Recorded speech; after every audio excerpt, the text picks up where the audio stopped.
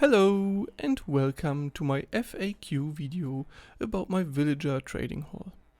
I want to go over some of the most common questions and problems some players faced while building this design. So let's get started.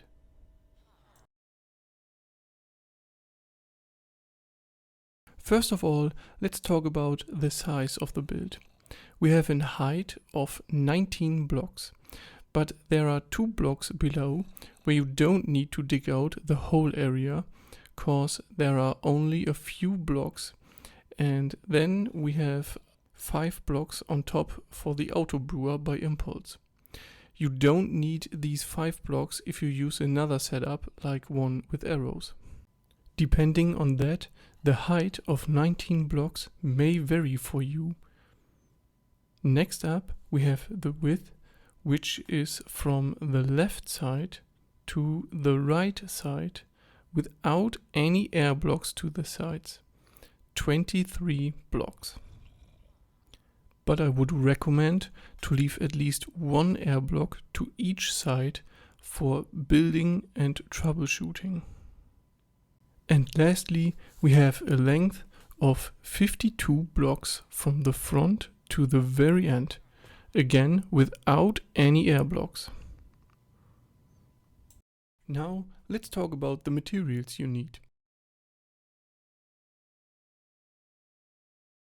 The stone bricks can be any full block. None of the slabs shown are really needed. They are just for my design, as well as the diorite blocks. They are just for this showcase so the zombies won't burn. I would recommend using the stairs to safely get the XP from the villagers, but it's not needed. The torches, glowstone and lanterns can be adjusted to light it up the way you want.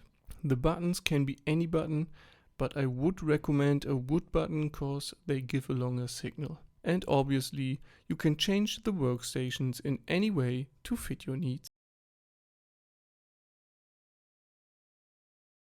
A common problem was that villagers don't get sorted back properly, like this.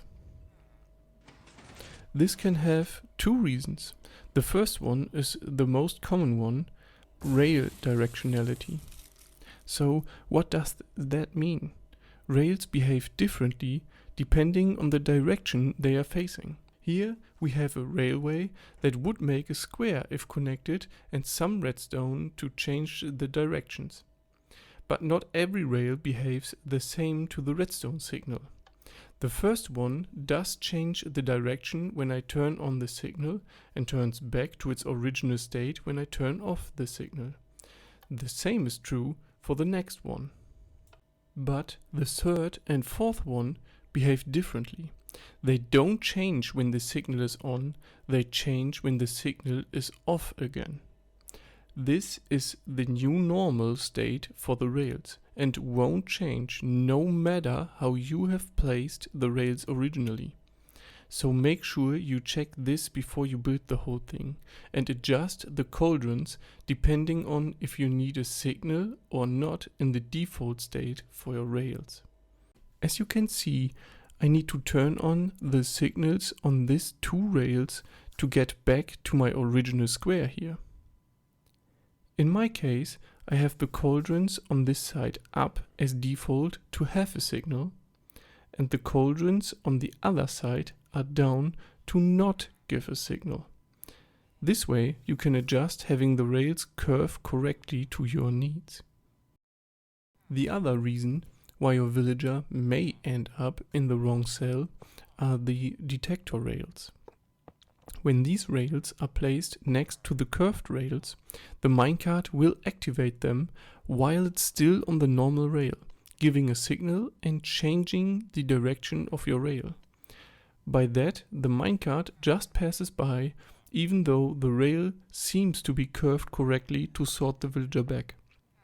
I've made this mistake in my tutorial video, but the world download is corrected. So make sure you've placed them in the right place.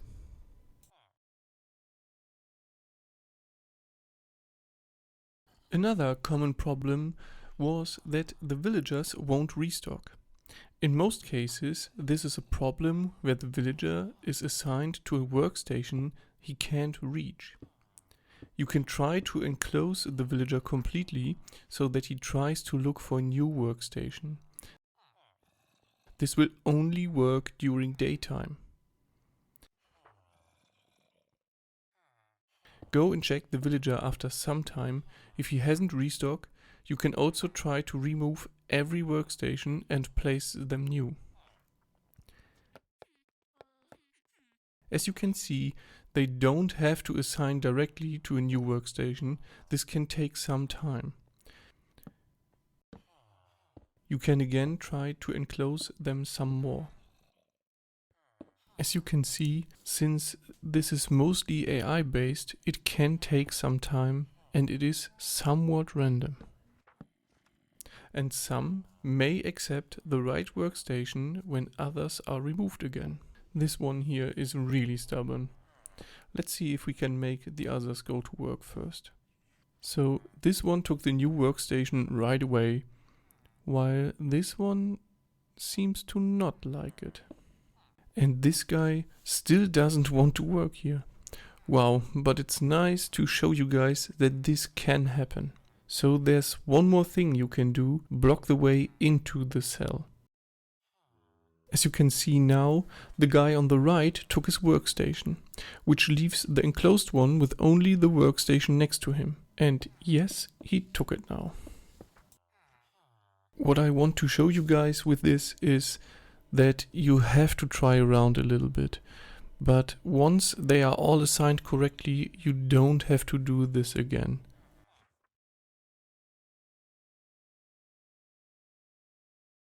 The next question I heard from time to time is, how do I even get the villagers into the trading hall?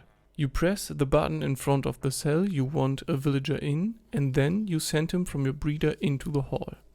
Since you want a lot of villagers, I guess you got a breeder ready for that. Just connect the rail line up to your transformation chamber like here, so the villager from your breeder pass by the transformation and go directly to the hall above. Then you can pick up a villager with a minecart through the blocks, as you can see here, and he will end up in the spot where you pressed the button.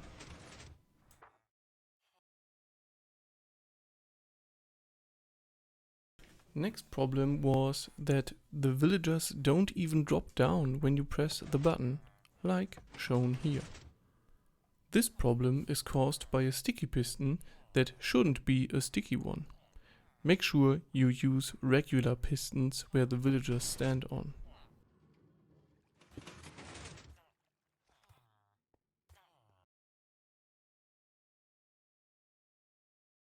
Another question I got a lot is, why use cauldrons and not composters? So the cauldron is used as movable signal source to change the direction of the rail. You can totally use composters for the part up here. Just remember to put something into the composter so it gives out a signal when it's next to the comparator. The same is true for the cauldron, it needs to be filled to be working. I just prefer to use cauldrons since iron farms are really easy to set up and the needed iron is farmed pretty fast that way. And lastly, I want to go over some questions that don't need any showcase. Can villagers restock while they are in minecarts? Yes, that's why this thing is working. Don't the villagers need a bed to restock? No, they just need beds to spawn iron golems. Does this work on Bedrock? No, this version does not work on Bedrock. But I have a version that does work on Bedrock. Link in the video description. I hope I could help some of you with this video. If you have any questions that I haven't answered yet, let me know in the comments down below. If you are interested to see more of my content, check out my Let's Play series from the Ostercrack server, or just look out every Sunday for a new video on my channel. I hope you have a great day, and until next time, bye bye!